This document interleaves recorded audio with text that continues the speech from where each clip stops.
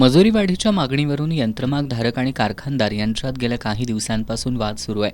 खर्चात सातत्यानं वाढ होत असताना मिळणारी मजुरी अपुरी असल्याचा आरोप यंत्रमागधारकांकडून केला जातोय. वीज दर, कच्चा माल, देखभाल खर्च आणि इतर खर्च वाढल्यानं सध्याच्या मजुरीत व्यवसाय चालवणं कठीण झाल्याचं त्यांचं म्हणणं आहे. त्यामुळे मजुरी वाढवण्याची मागणी संघटनांनी लावून धरली आहे. दुसरीकडे काही कारखानदारांनी बाजारपेठेतील मंदी, तयार कापडाला मिळणारा कमी दर आणि आर्थिक अडचणीचा दाखला देत मजुरी वाढ देणं सध्या शक्य नसल्याचं स्पष्ट केलंय. त्यामुळे दोन्ही बाजूंमध्ये अधिक संघर्ष चिघळतोय. खर्चीवाला यंत्रमागधारकांना मजुरी वाढ मिळावी या प्रमुख मागणीसाठी विविध संघटनांकडून शहरातील यंत्रमाग कारखाने बंद ठेवण्याचं आवाहन करण्यात आलं होतं. त्यामुळे आज जवाहरनगर, गणेशनगर तसंच अन्य परिसरात सुरू असलेल्या कारखान्यांमध्ये आंदोलक गेले.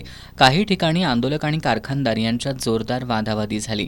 यावेळी आंदोलकांनी कारखान्यात घुसून बिंबे कापल्यामुळं कारखानदारांनी नाराजी व्यक्त केली. यावेळी पोलिसांनी काही भागात धाव घेत परिस्थिती नियंत्रणात आणण्याचा प्रयत्न केला.